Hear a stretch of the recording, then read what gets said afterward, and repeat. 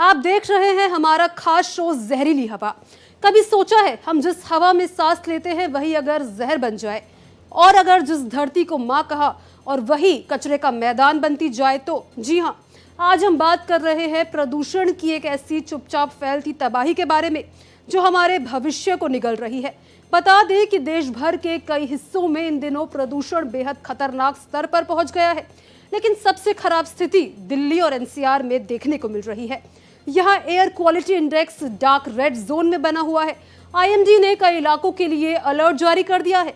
आज हम सिर्फ प्रदूषण के बारे में बात नहीं करेंगे, हम उस संकट के बारे में बताएंगे जो हर घर की खिड़की, हर बच्चे की सांस और देश में हर शहर की सुबह पर भारी पड़ रहा है। देखिए ये खास रिपोर्ट।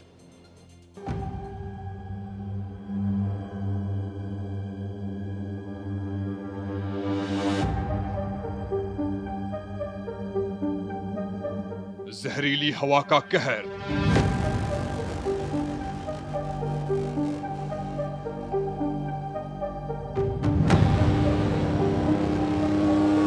धुंध की चादर में लिपटा देश।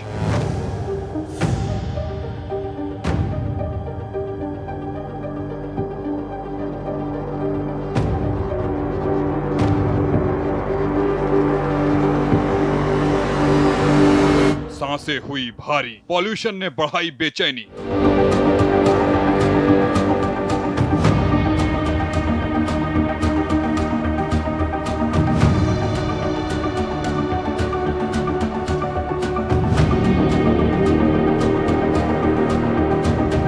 हवा हुई खतरनाक, बच्चों बुजुर्गों पर सबसे बड़ा वार।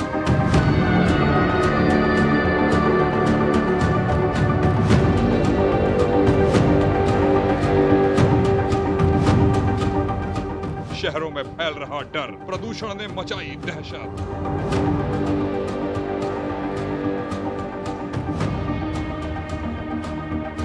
हवा जो कभी जीवन की सबसे बड़ी जरूरत हुआ करती थी, आज उसी हवा का चेहरा बदल चुका है।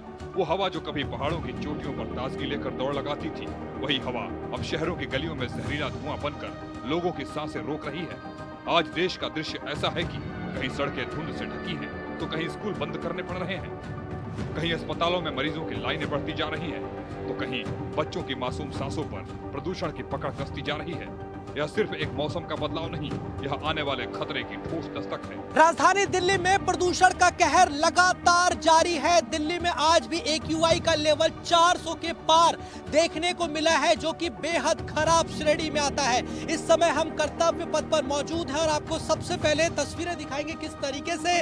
सामने आप देखिए गृह मंत्रालय जो है, राष्ट्रपति भवन है, वो बिल्कुल भी दिखाई नहीं दे रहा है। आसमान में किस तरीके से धुंध की चादर साफ तौर पर दिखाई देगी, यानी कि ये जो हवा आप देख सकते हैं कितनी जहरीली है कि अभी भी दिखाई कुछ भी नहीं दे रहा है। और आपको बता दें, दिल्ली में आज ITI सहादरा में AQI 476, वजीरपुर में 448, आनंद विहार में 417, पंजाबी बाग में 407 पार ही देखने को मिला है, जो कि बेहद खराब श्रेणी में है। और यही कारण है कि लोगों को स्वास्थ्य संबंधी समस्याएं भी हो रही हैं, आंखों में जलन हो रही है, सांस लेने में तकलीफ हो रही है और स्किन से संबंधित भी परेशानी लोगों को देखने को मिल रही है। और यही कारण है कि इसको लेकर स्वास्थ्य एडवाइजरी भी जारी की गई है कि लोग जो है मास्क का प्रयोग करें, N95 या N99 ही मास्क पहने और पब्लिक ट्रांसपोर्ट का ही इस्तेमाल करें और घरों से बाहर कम से कम निकले। देश भर के कई हिस्सों में इन दिनों प्रदूषण बेहद खतरनाक स्तर पर पहुंच गया है, लेकिन सबसे खराब स्थिति दिल्ली और एनसीआर में देखने को मिल रही है।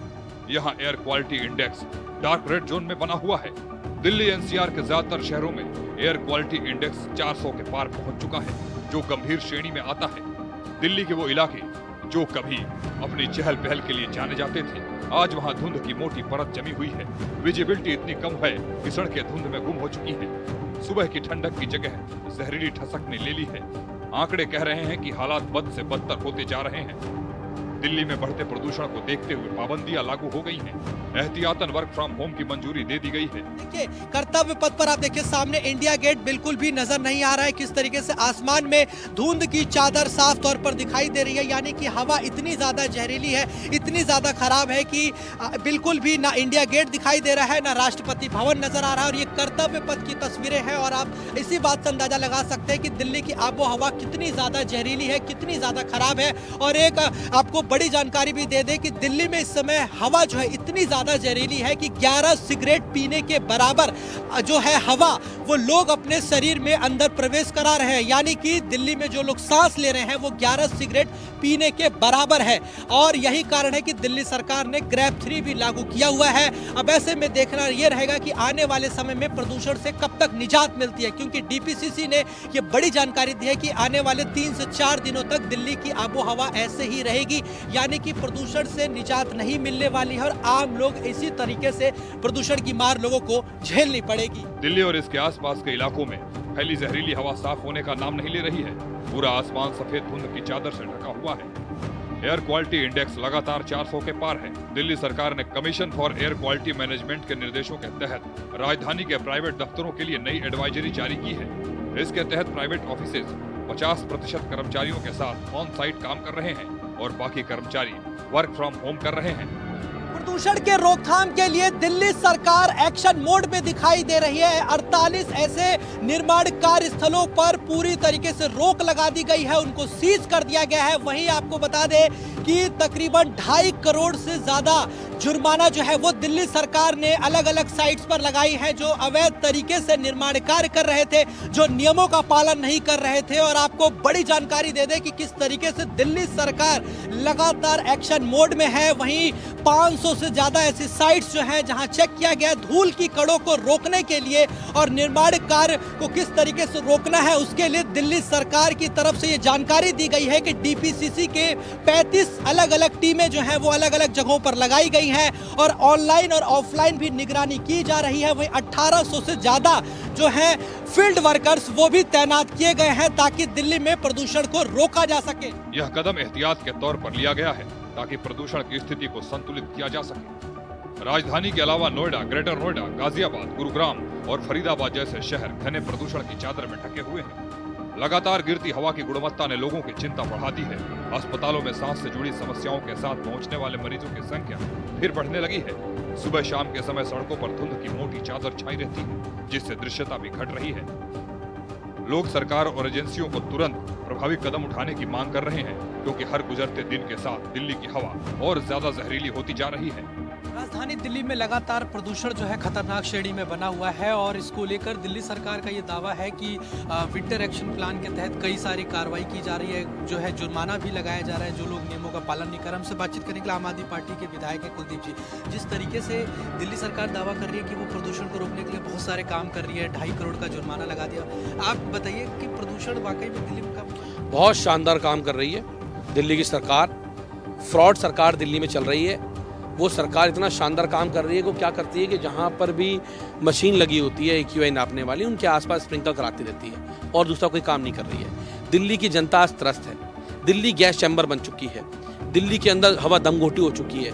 ये मैं नहीं कह रहा हूँ, सुप्रीम कोर्ट भी कह रहा है, CPBC भी कह रही है, DPCC भी कह रही है, NGT भी कह रहे हैं, बड़े बड़े डॉक्टर भी कह रहे हैं। कई जगहों की हवा अब सिर्फ खराब नहीं, जानलेवा भी हो चुकी है। डॉक्टर्स के मुताबिक इस समय सबसे ज्यादा जो शिकायतें मिल रही हैं, वे है लगातार खांसी, गले में जलन, सर्दी जुकाम, छाती में भारीपन या जकड़पन, गाढ़ा कफ बनना। वही जिन लोगों को पहले से दमा, ब्रोंकाइटिस या फेफड़ों की समस्याएं थी, उनके लक्षण और खराब हो रहे हैं। लेकिन इसमें और भी चौंकाने वाली बात यह है कि पूरी तरह स्वस्थ लोग भी पहली बार अस्थमा जैसी परेशानी महसूस कर रहे हैं। हवा में मौजूद PM 2.5 जैसे सूक्ष्म कण सीधे सांस की नलियों में सूजन पैदा कर रहे हैं और फेफड़ों की क्षमता कम कर देते हैं।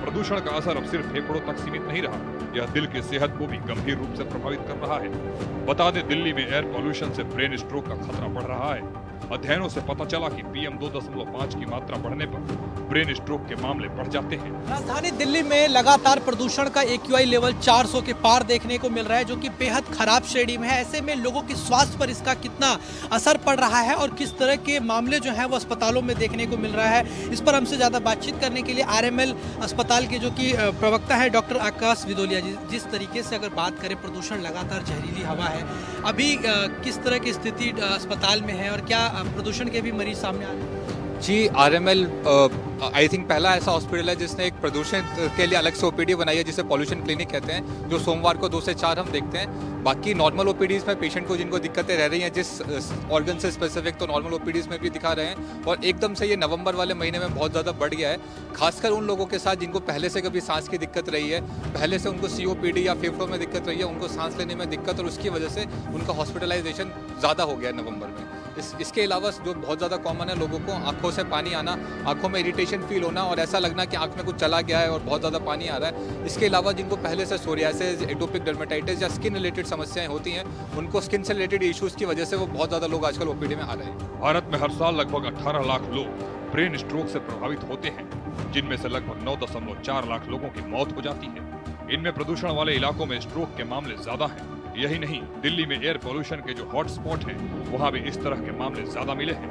दिल्ली की आबादी 3 करोड़ से ज्यादा है और ये दुनिया के सबसे प्रदूषित शहरों में गिनी जाती है। यहाँ PM 2.5 का लेवल WHO मानकों से कई गुना ज्यादा रिकॉर्ड किया गया है। रिसर्च से पता चला कि निर्माण कार्य, सड़क की धूल, कचरा जलाना, लैंडफिल की आग और पराली से होने वाले प्रदूषण में बड़ी मात्रा में ऑर्गेनिक कार्बन और धातु तत्व मौजूद होते हैं, जो हवा को और ज्यादा जहरीला बना रहे हैं। PM 2.5 यानी बेहद महीन धूल के कण, जिनका आकार एक मानव बाल से भी 30 गुना छोटा होता है, ये कण सीधे फेफड़ों की गहराई तक पहुंचकर वहां जमा हो जाते हैं, जिससे अस्थमा, खांसी और सांस फूलने की समस्या, फेफड़ों की सूजन, हार्ट डिजीज का जोखिम, लंबे समय में फेफड़ों की क्षमता कम होना शामिल है। प्रदूषण की बात करें तो सबसे ज्यादा क्या क्या शरीर में इसके प्रभाव देखने को मिलते हैं? जैसे आपने बताया आंखों में जलन या सांस लेने में दिक्कत, और क्या क्या आपको लगता है जो जी सबसे ज़्यादा कॉमन है कि जो जहरीली हवा आपके फेफड़ों के द्वारा आपके शरीर में जाती है, तो सबसे पहले अफेक्ट जो होता है ऑर्गन, वो फेफड़े होते हैं। और जिनके फेफड़े स्वस्थ नहीं है, या स्मोकिंग की वजह से, या बहुत कोई क्रॉनिक बीमारी की वजह से, या किसी भी कारण की वजह से, तो उनके फेफड़े वो जहरीली हवा से अफेक्ट होते हैं, जिसकी वजह से उनकी पूरी ऑक्सीजन जो सप्लाई होती है बॉडी में वो कम हो जाती है, जिसकी वजह से सेकेंडरी ऑर्गन डैमेजेस होते हैं, जिसमें मोस्ट कॉमनली जो ऑर्गन डैमेज होता है वो हार्ट होता है। तो इस पॉल्यूशन के बाद हार्ट अटैक के रिस्क भी बढ़ जाता है। इससे कैसे लोग बच सकते हैं? क्या इसके लिए उपाय है, वो अगर आप बताएं कैसे? जी बहुत ज़रूरी है आप सभी लोगों के लिए कि आप प्रोटेक्टिव मेजर्स यूज़ करें, जिससे आप खुद को और अपने घर वालों को बचा सकें। जिसमें मोस्ट कॉमन जो प्रोटेक्टिव गियर है वो आप N95 मास्क लगाएं जब भी घर से बाहर जाना हो। गॉगल्स पहन के बाहर निकलेंगे तो आंखों में इरिटेशन वगैरह कम होगी। और मैं जो बहुत छोटे बच्चे हैं और बुजुर्ग लोग हैं, उनको यही एडवाइस करूँगा कि जब तक बहुत ज़रूरी ना हो, घर से बाहर ना जाएँ, घर के अंदर रहें और सेफ रहें। दिल्ली की हवा में PM 2.5 का लेवल सामान्य से 10 से 20 गुना तक ज्यादा पाया जाता है। PM 10 बड़े कण होते हैं जो सड़कों की धूल, निर्माण कार्य और वाहनों की आवाजाही से बनते हैं। ये कण आंखों में जलन, गले में खराश, एलर्जी, छाती भारी महसूस होना जैसी समस्याएं पैदा कर सकते हैं। हालांकि यह PM 2.5 जितने गहरे फेफड़ों तक नहीं पहुंचते, लेकिन इनका असर तेजी से महसूस होता है। बता दें, दिल्ली में वाहनों की संख्या लाखों में है और उनसे निकलने वाली NO2 हवा को बेहद नुकसान पहुंचाती है। इससे फेफड़ों की सूजन, ब्रोंकाइटिस, बच्चों में फेफड़ों की धीमी ग्रोथ, लंबे समय में सांस की बीमारियां होती हैं। यह गैस सर्दियों में हवा में ज्यादा समय तक टिकी रहती है, जिससे हवा और ज्यादा जहरीली बन जाती है। यह गैस कोयले और डीजल के जलने से बनती है। दिल्ली के आसपास के औद्योगिक क्षेत्रों में इसकी मात्रा बढ़ जाती है। सांस में जलन, आंखों में चुभन दिल के मरीजों के लिए बेहद खतरनाक है। दिल्ली की हवा सिर्फ धूल और धुएं का मिश्रण नहीं है, बल्कि कई खतरनाक कणों और जहरीली गैसों का एक ऐसा मेल है जो हमारी हर सांस को प्रभावित करता है। PM 2.5, PM 10, NO2, SO2 और ओजोन, ये सभी तत्व मिलकर हवा को इतना प्रदूषित बना देते हैं कि लगातार संपर्क में रहने पर शरीर पर गंभीर असर पड़ सकता है। दिल्ली का प्रदूषण अब राष्ट्रीय आपातकाल बन चुका है। डॉक्टरों की चेतावनी साफ है, अगर अभी नहीं चेते तो बहुत देर हो जाएगी। सबको मिलकर लंबे समय के उपाय करने होंगे ताकि आने वाली पीढ़ी साफ हवा में सांस ले सके। वहीं दिल्ली NCR में बढ़ते हुए वायु प्रदूषण को लेकर इंडिया गेट पर लोगों ने विरोध प्रदर्शन किया। प्रदर्शनकारियों ने सरकार से क्षेत्र में एयर पॉल्यूशन रोकने के लिए ठोस पॉलिसी लागू करने की मांग की। प्रदर्शनकारियों को हटाने के दौरान पुलिस और प्रदर्शनकारियों के बीच झड़प भी हुई और इसी झड़प में प्रदर्शनकारियों ने पुलिस कर्मियों पर मिर्ची स्प्रे का इस्तेमाल किया। यह पहली बार नहीं है जब दिल्ली में प्रदूषण के खिलाफ सड़क पर गुस्सा दिखाई दिया हो। इससे पहले 9 नवंबर को भी इसी जगह प्रदर्शन हुआ था। राजधानी दिल्ली में प्रदूषण के हालात किसी से छुपे नहीं हैं। दिवाली के बाद से ही हवा लगातार खराब बनी हुई है। यही वजह है कि अब आम जनता को भी सरकार के खिलाफ लगातार प्रदर्शन करने पड़ रहे हैं। वहीं प्रदूषण को काबू करने के लिए यूपी सरकार ने भी बड़ा कदम उठाते हुए डिटेल्ड एक्शन प्लान तैयार किया है। इसके तहत पूरे NCR यूपी में डीजल ऑटो रिक्शा के संचालन पर चरणबद्ध तरीके से रोक लगाई गई है। सरकार का मानना है कि सड़क की धूल और डीजल गाड़ियों का धुआं प्रदूषण की सबसे बड़ी वजह है। उधर हरियाणा के फरीदाबाद जिले में पिछले कुछ दिनों से लगातार बढ़ रहे वायु प्रदूषण का सीधा असर लोगों की सेहत पर पड़ने लगा है। खास तौर पर त्वचा संबंधी समस्याओं से पीड़ित मरीजों की संख्या में तेजी देखी जा रही है। अस्पताल में रोजाना सैकड़ों मरीज त्वचा संबंधी परेशानियों के साथ पहुंच रहे हैं, जो सामान्य दिनों की तुलना में काफी ज्यादा है। चिकित्सकों के मुताबिक हवा में धूल कणों, जहरीली गैसों और प्रदूषित तत्वों की बढ़ती मात्रा के कारण लोगों में खुजली, त्वचा की ड्राइनेस, लाल चकत्ते, एलर्जी और फंगल संक्रमण की शिकायतें बढ़ रही है। अस्पताल के त्वचा विशेषज्ञ का कहना है कि प्रदूषण त्वचा की ऊपरी परत को नुकसान पहुंचाकर उसे संवेदनशील बना देता है, जिससे हल्की सी असुविधा भी संक्रमण का कारण बन जाती है। क्या खाए पिए उसके बारे में? जी, ऐसा होता है कि पॉल्यूशन में जो फ्री रेडिकल डैमेज होता है वो बढ़ जाता है। तो आप ऐसी चीज़ें अगर सेवन करते हैं जिसमें आप 5 से 6 लीटर पानी पीते हैं, तो जितने टॉक्सिन आपकी बॉडी में वो किडनी के थ्रू बाहर हो जाते हैं। और एंटीऑक्सीडेंट जैसे विटामिन सी, आंवला और जो जिसमें विटामिन सी और ये ज़्यादा होता है एंटीऑक्सीडेंट, ऐसी चीज़ें खाने से आपकी बॉडी हील अच्छी होती है और सारी प्रॉब्लम्स को खुद ही टैकल कर सकती है। वहीं राजस्थान के सीकर शहर में पिछले कुछ दिनों से प्रदूषण का स्तर काफी हद तक बढ़ गया है। अचानक बढ़े एयर पोल्यूशन ने शहर के लोगों को काफी परेशान कर दिया है। खास तौर पर बच्चों की सेहत पर इसका गंभीर असर पड़ता दिख रहा है। हवा में जहरीले धुएं और तीखी गंध की वजह से लोगों को अस्पताल में भर्ती कराना पड़ रहा है। जिला प्रशासन और मेडिकल एक्सपर्ट ने खराब वायु गुणवत्ता को देखते हुए बच्चों और बुजुर्गों की सेहत का ध्यान रखने की अपील की है। मरीजों की बढ़ती संख्या को देखते हुए स्वास्थ्य विभाग से लेकर जिला प्रशासन तक एक्टिव मोड में आ गया है। रिपोर्ट के मुताबिक पिछले कुछ सालों से सीकर और आसपास के इलाकों में कई फैक्ट्रियों की स्थापना हुई है। गाड़ियों की बेहिसाब संख्या की वजह से प्रदूषण का स्तर में इजाफा हुआ है। यूपी में ठंड और प्रदूषण की दोहरी मार। मौसम का कहर देश भर में जारी है। उत्तर प्रदेश में ठंड के साथ जहरीली हवा का कहर भी देखने को मिल रहा है।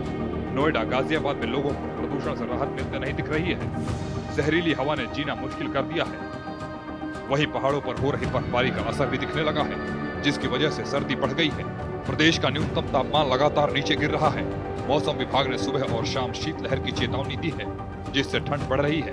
वहीं दूसरी तरफ ठंड के साथ प्रदूषण की मार भी लोगों को झेलना पड़ रहा है। नोएडा, ग्रेटर नोएडा में ठंड के साथ हवा जहरीली हो गई है। Bureau report, Bharat express.